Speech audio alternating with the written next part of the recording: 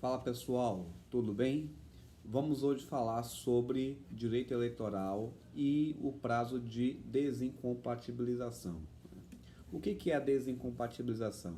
A desincompatibilização é o instituto jurídico que se refere para aquelas pessoas, aqueles cidadãos que querem se candidatar para o processo eleitoral das eleições, no caso aqui, as eleições de 2024. Então, são aqueles cidadãos que têm determinado cargo ou atuação pública, seja na qualidade de funcionário público, seja na qualidade, inclusive, de cargo eletivo, como vereador, deputado, prefeito, senador, e por aí vai, certo? Vale ressaltar que a desincompatibilização é que pelo Instituto, que essa pessoa que tem um cargo público ou uma função pública, ela precisa se afastar do cargo, ou pedir a sua exoneração quanto ao cargo, em determinado prazo antes do processo eleitoral, que se dará neste ano de 2024, no dia 6 de outubro. Por que eu estou falando isso? Porque existe uma diferença se o candidato ele é detentor de cargo de confiança, que aí ele deverá pedir a sua exoneração, daquele candidato que ele é um servidor de carreira, ele é detentor de cargo público, quando ele irá pedir apenas a sua licença, inclusive uma licença remunerada, porque é um direito constitucional garantido pelo artigo 14 da Constituição Federal, que qualquer cidadão, tenha a possibilidade de se candidatar, a um cargo eletivo. Compreende-se cargo eletivo, você compreender aqueles que se referem a vereador, deputado estadual, federal, prefeito ou vice-prefeito, presidente ou vice-presidente, governador ou vice-governador e senador ou senadora, certo? No caso aqui, se o servidor ele tiver a detenção de um cargo público, que é o caso do servidor de carreira, o prazo que ele tem para poder se afastar, para candidatar-se a vereador ou prefeito ou a vice-prefeito, é de até 3 meses antes das eleições. Então, se as eleições esse ano serão no dia 6 de outubro, 3 meses antes daríamos, portanto, o dia 6 de julho. Então, no dia 6 de julho, essas pessoas que têm cargo, público, são servidores de carreira, precisam pedir a sua licença. E essa licença, como já falei, ela é remunerada, tá?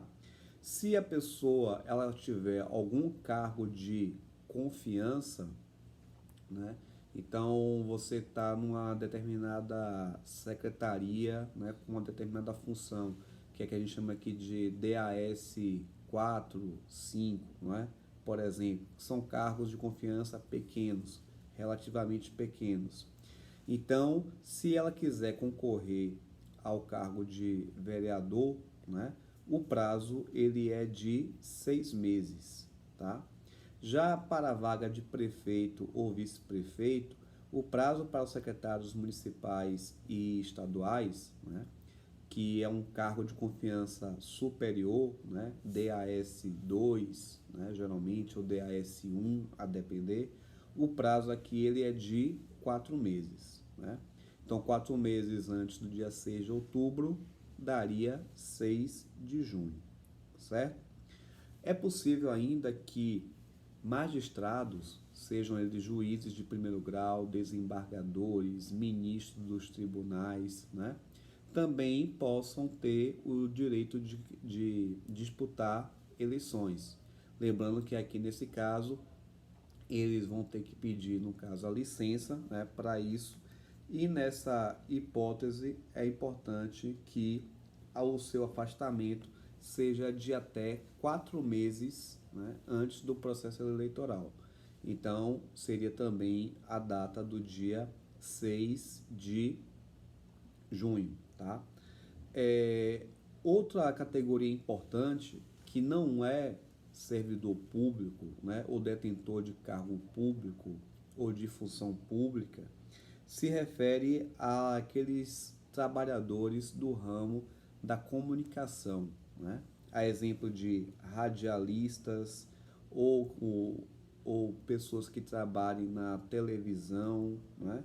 Então, nesse caso aqui, é importante que, embora eles não tenham vínculos com o Estado de uma forma direta, mas eles têm uma participação, né? Eles têm uma importância social, dada a sua visibilidade, né? Dada ao alcance quanto ao conhecimento dessas pessoas nesse caso, tá? Então, é importante que, nesse caso, eles terão que se afastar das funções que exercem na comunicação, seja no rádio ou na televisão, até o dia 30 de junho, certo? Vale ressaltar que a lei complementar que regula esse ordenamento jurídico, né, quanto à incompatibilidade, ela é uma legislação de 1990, né, que é a Lei Complementar 64 de 1990. Naquela época, você não falava de internet, por exemplo, né? Você não falava de rede social, você não falava de youtubers, né?